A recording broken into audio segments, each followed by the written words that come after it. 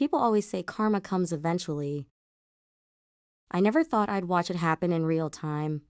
My older brother cheated the one person who loved him the most, then lost everything to someone even worse. Now he says I'm the only one who can save him? The problem? I'm not sure he deserves it. My name is Olivia, and this is the most unbelievable lesson my brother ever learned. Growing up, my brother Jake could talk his way out of almost anything. If he broke a window, someone else somehow apologized.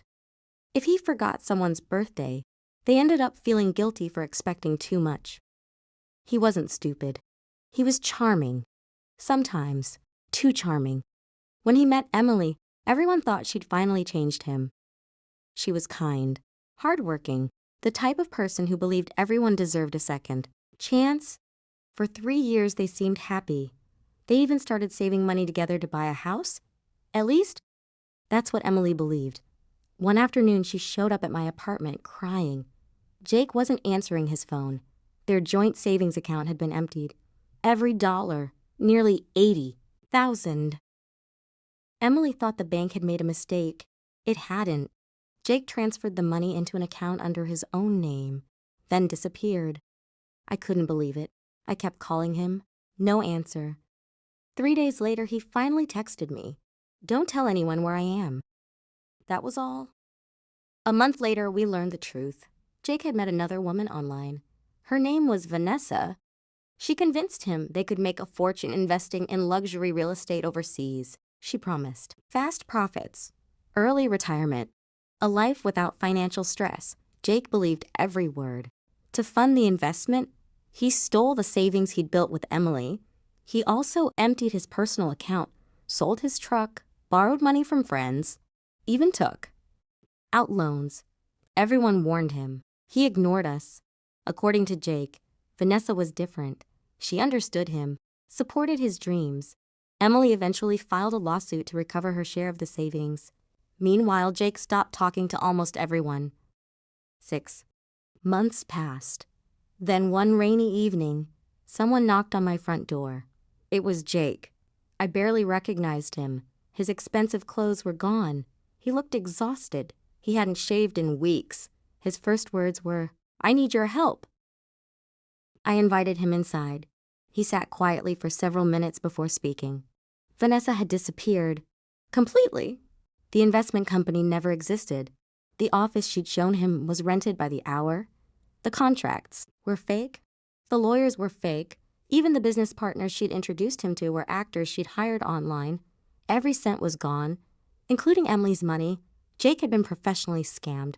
The irony wasn't lost on either of us. He'd betrayed someone who trusted him, then trusted the wrong person himself. "I know I deserve this," he whispered. "I just don't know what to do." For the first time in my life, he sounded genuinely broken.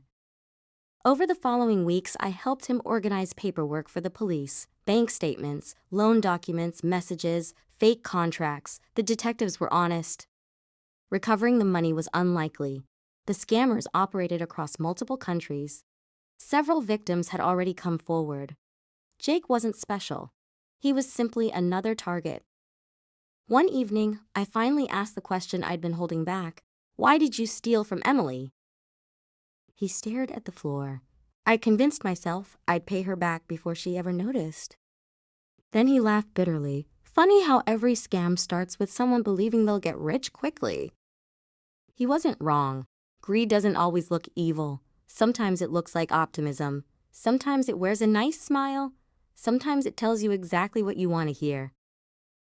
Months later, Jake made another decision. Instead of declaring bankruptcy immediately, he got 2 jobs, worked 7 days a week, sold almost everything he still owned, little by little.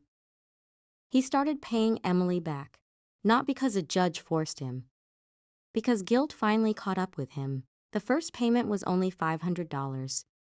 Emily accepted it without saying much. The second month, another payment, then another. It took nearly 3 years, but eventually, he repaid every dollar he'd stolen, including interest. The day he made the final payment, he asked Emily if she could ever forgive him. She thought quietly before answering, "I forgive you." but I could never trust you again." Jake nodded. "I know." Surprisingly, he didn't argue. He didn't make excuses. He simply accepted it. Sometimes forgiveness doesn't restore what was broken.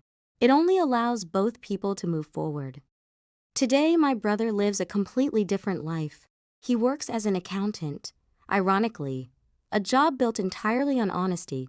He volunteers at local financial literacy workshops. Whenever he speaks to young adults, he tells them one sentence every single time: if someone promises easy money, you're probably the investment. Watching him say those words still feels surreal. People often ask me whether I regret helping him. Honestly, there were moments when I almost walked away. He created his own disaster. Emily suffered because of his choices. Our parents nearly lost their retirement helping him avoid bankruptcy. Helping him wasn't easy, but I finally realized something.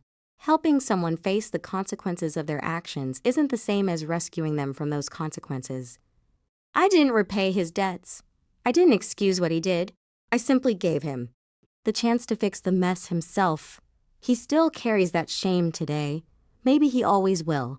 Looking back, the biggest scam wasn't Vanessa's fake investment.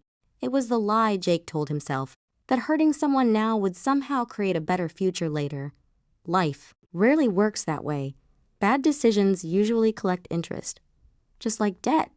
If you've ever watched karma catch up with someone you love, or maybe even yourself, share your story in the comments below.